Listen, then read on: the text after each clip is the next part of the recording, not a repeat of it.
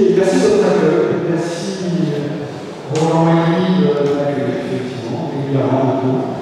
Et j'en profite aussi pour rendre hommage à notre mentor à tous, Jean-Marie Le Pen, puisque moi-même, effectivement, Roland a dit que j'étais un homme politique, mais j'étais grâce à Jean-Marie Le Pen, pour lequel de 2014 à 2019, j'avais été au Parlement européen, j'étais effectivement son frère, son collègue, et c'est un grand honneur pour moi. C'est ce titre-là, je crois qu'on doit beaucoup tous à Jean-Marie Le Pen depuis 50 ans.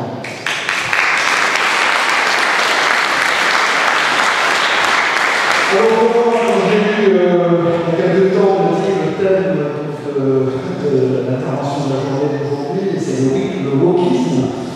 Et effectivement, je vais essayer de le resituer, mais après je vais passer à mon domaine de compétences, effectivement, qui est l'économie, la macroéconomie, les marchés financiers, car la situation est extrêmement grave. Je vais partager ça avec vous, et vous donner un petit peu une projection de ce que moi je vois dans les années à venir. Et malheureusement, vous allez voir que les nouvelles ne sont pas très heureuses. Mais je pense qu'il faut être très conscient de la situation. Donc, si le wokisme, pour moi, c'est un petit peu le faire relance et le fauter de ce qu'est la cancel culture. Je crois déjà le sujet du wokisme a été traité ce matin sur le fond, mais il faut toujours avoir une lecture politique. C'est-à-dire que rien n'arrive par hasard. Les événements sont là, on les subit. Rappelez-vous, il y a 2 ans, c'était le virus. Après, c'est le réchauffement climatique. Après, c'est la guerre en Ukraine, etc. Ce sont une accumulation de gros événements mondiaux comme ça, qui, pris à part, sont assez importants, mais une fois qu'on les réunit ensemble, on s'aperçoit qu'il y a une vraie volonté de l'élite qui nous gouverne en France, dans l'Union européenne, sachant que moi, j'en profite pour vous dire que je fais la distinction totale entre l'Europe et l'Union européenne. L'Europe existe depuis des milliers d'années, elle existera encore. L'Union européenne existe depuis 1992, date du traité de Maastricht, mais un jour elle disparaîtra et peut-être d'ici peu. Je vais vous donner mon avis. Et donc, si vous voulez, ces grands événements, il faut les prendre au sérieux, mais surtout la remettre dans un vaste plan dans lequel on cherche à les enfermer. Donc, effectivement, je disais que le wokisme, c'est un petit peu le fauné de la cancel culture, cette destruction de notre culture, de notre civilisation européenne en particulier, que le creusot de la planète. Et comment dire, tout ce que nous représentons, c'est-à-dire la civilisation gréco-romaine, chrétienne, croyante patronale, c'est une culture qui existe depuis des milliers d'années et qui ne sont pas venues de nulle part. Sauf que cet enracinement, cette culture gêne beaucoup la pseudo-élite qui cherche à nous gouverner depuis déjà des décennies.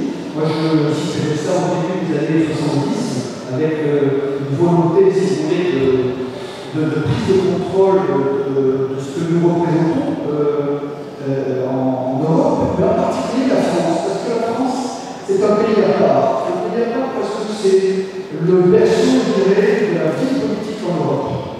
L'Allemagne est le cœur de l'économie de l'Union européenne, mais la France est le cœur de la politique. Alors peut-être un petit peu en compétition, notamment avec le Royaume-Uni. Et je vous en dirai un mot juste après, vous allez comprendre la situation dans laquelle le Royaume-Uni est aujourd'hui. Et donc, voilà, le lien que je peux faire avec le wokisme, la cancel culture, etc., ne vient pas de nulle part. Il y a une volonté profonde politique de déstructurer l'Union européenne, enfin l'Europe au sens large, notre culture, et y compris la religion chrétienne avec ses attaques permanentes contre cette culture ancestrale. Et alors moi, c'est ce que je ne suis pas le seul à dire, parce que beaucoup de ces anciens l'ont dit avant moi, mais c'est un péril mortel contre notre civilisation. Et c'est là que ce danger devient extrêmement, je dirais, inquiétant pour les observateurs éclairés. Alors ça, c'est le premier péril, on en est tous convaincus, et sinon on serait pas là aujourd'hui ici.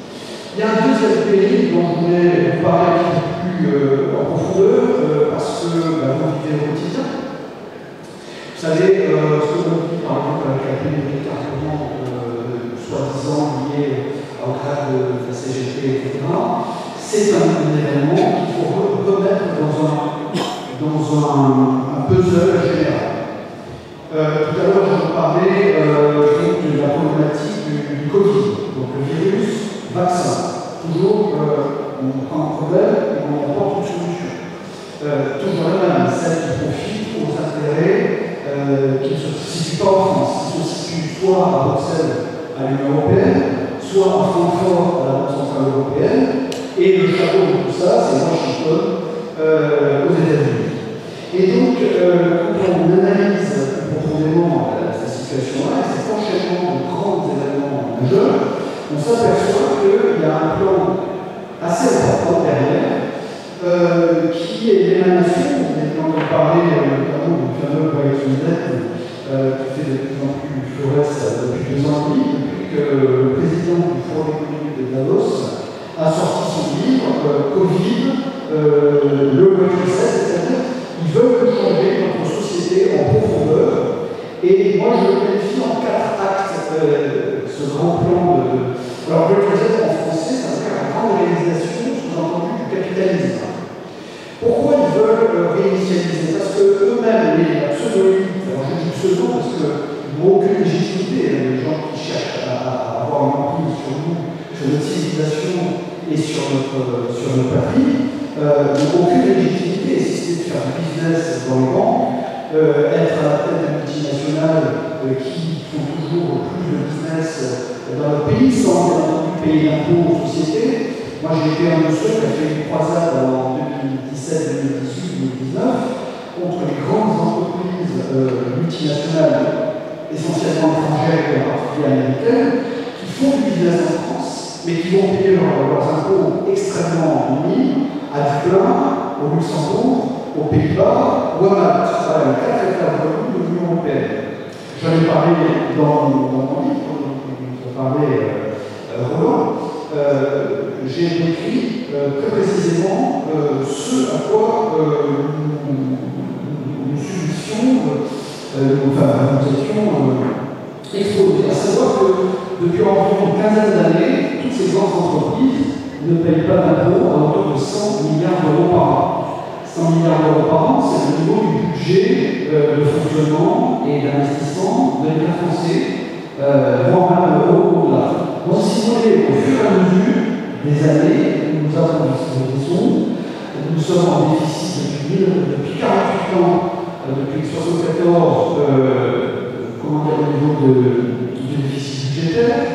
Vous devez entendre parler de temps en temps dans les médias du déficit de la balance commerciale et de la balance des paiements qui bat des records de mois en mois, notamment depuis 2022. Nous sommes à moins 50 milliards de déficit. Donc vous ajoutez tous ces chiffres-là accumulés et vous apercevez en fait notre nation est en train de plonger, de perdre des places dans le concert des grandes nations. D'abord au niveau du pouvoir d'achat des capitaux, mais aussi au niveau national où on est placé derrière l'Inde qui on est en 6e, 7e position au rang mondial des puissances économiques. Nous étions à la 5e puissance il y a encore une dizaine d'années, avant la même rapide.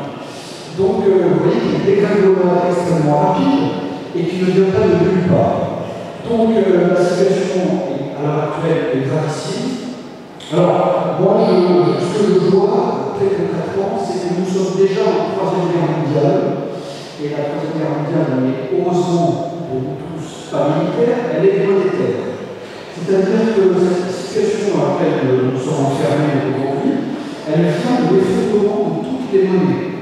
On entend l'euro. Pour vous donner un chiffre, depuis environ 20 ans, l'euro a perdu environ 80% de valeur par rapport à l'once d'or. L'once d'or, c'est un petit peu le baromètre, on va dire, le thermomètre de la richesse et de la valeur des monnaies. Et le dollar, lui, a perdu depuis un peu plus de 20 ans 95% de sa valeur par rapport également à l'once d'or. Vous voyez que l'ensemble des monnaies, des grandes monnaies internationales, il y a la sterling, il y a la franc suisse,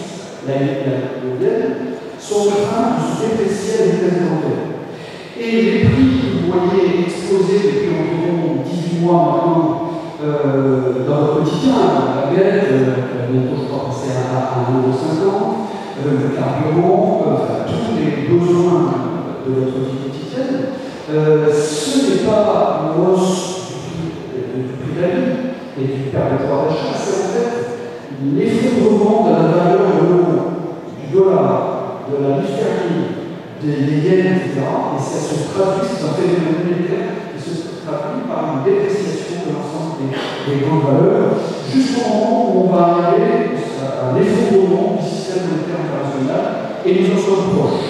Pourquoi nous en sommes proches? Parce que, tu me dis vraiment quand on reste.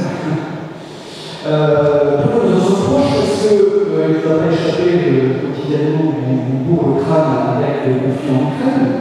Pour moi, la lecture politique de ce conflit en Ukraine, c'est l'aboutissement de l'affrontement entre les États-Unis via l'OTAN et donc l'ensemble des alliés de l'OTAN contre l'autre bloc qui s'est constitué maintenant depuis la crise de 2008, l'économie depuis 2008-2009, des BRICS, le Brésil, la Russie, l'Inde, la Chine, l'Afrique du Sud, maintenant l'Algérie qui s'aligne, les pays du Golfe, et puis également une quinzaine de pays d'Asie du Sud-Est qui forment environ 40-45 pays qui sont alignés sur la Russie, une répartition sur le conflit en Ukraine.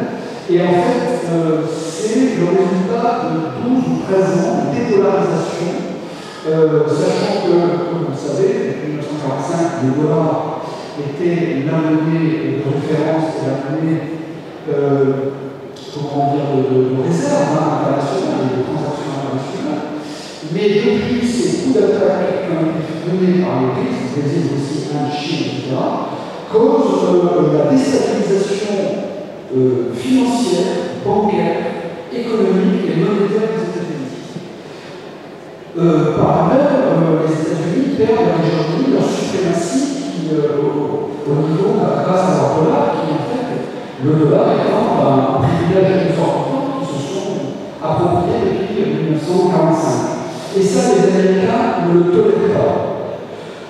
Vous avez vu, pour ceux qui s'en souviennent, la guerre en Irak, la guerre en Libye, et la conséquence directe de la dédollarisation qui avait tenté à l'époque Saddam Hussein et Kadhafi, en disant nous ne voulons plus être payés au niveau du pétrole, des échanges entre pétrole via les dollars. Et donc, pour les Américains, c'est une déclaration de guerre, parce que vous touchez au dollar, c'est un casus belli pour eux. Vous avez bien vu qu'ils ont engagé des guerres directes contre ces pays-là, même en racontant des mensonges éhontés avec les armes de destruction massive, etc. C'est le même phénomène qui est employé contre Poutine et la Russie en Ukraine.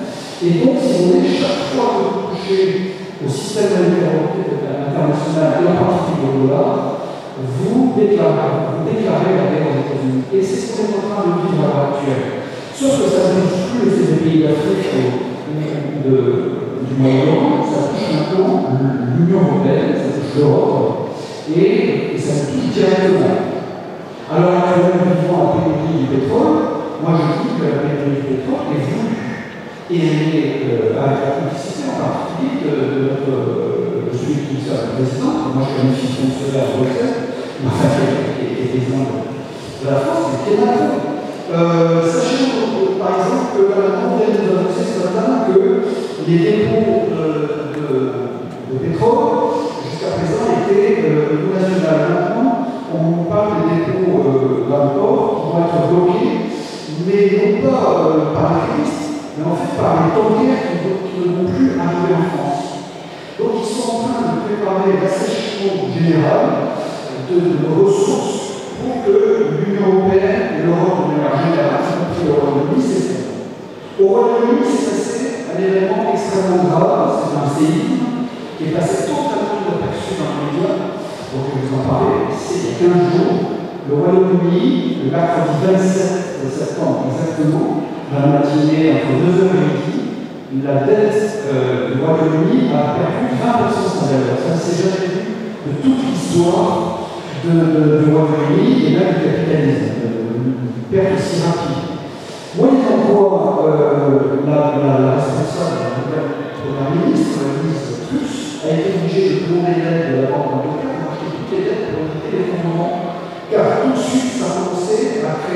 l'effet contagieux, vous savez, l'effet domino, qui a déjà entraîné les fonds de pension anglais dans le perte de 50-60% de leur valeur. Mais le pire, c'est que nous, en France, nous sommes extrêmement exposés via nos banques, donc on va citer la BNP, Crédit Agricole, le grand banque dans lequel vous êtes, extrêmement exposés sur le risque et sur la dette britannique.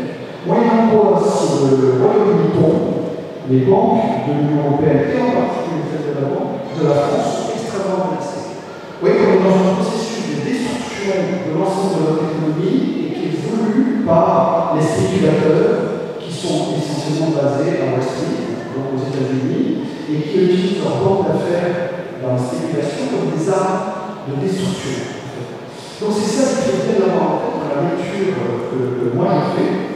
Et donc, une lecture un petit peu géopolitique, mais qui prend tout son sens quand on sait que les Américains en 1945, en 1944 même, quand ils sont arrivés sur les plages de Normandie, ont cherché à imposer une monnaie qui s'appelle l'algote. C'est l'américain gouvernement. C'était des pièces de monnaie, enfin plutôt des billets qui avaient été imprimés par le gouvernement américain de l'époque pour imposer et pour faire de la France une colonie américaine en imposant, comme on sait, que quand vous imposez une monnaie à un pays, vous substituez la souveraineté, les moyens de subsistance, et donc c'est ce qu'ont tenté déjà les Américains. Et je pense que historiquement, ils sont en train de refaire le coup, mais pas uniquement pour la France, ils vont faire pour toute l'Union européenne.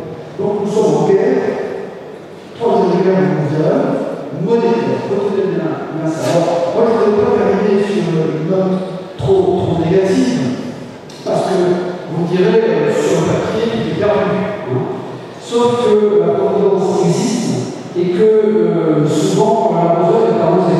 C'est-à-dire que si n'arrive pas à la fin, et si on va proposer une opposition, je dirais d'abord il faut être conscient de la situation dans laquelle nous sommes. Et je pense que le point faible de tout leur dispositif, c'est la Commission européenne, avec la fameuse Cruella, c'est Ursula von der Leyen, vous savez qui s'est parlé d'elle pour d'autres sujets.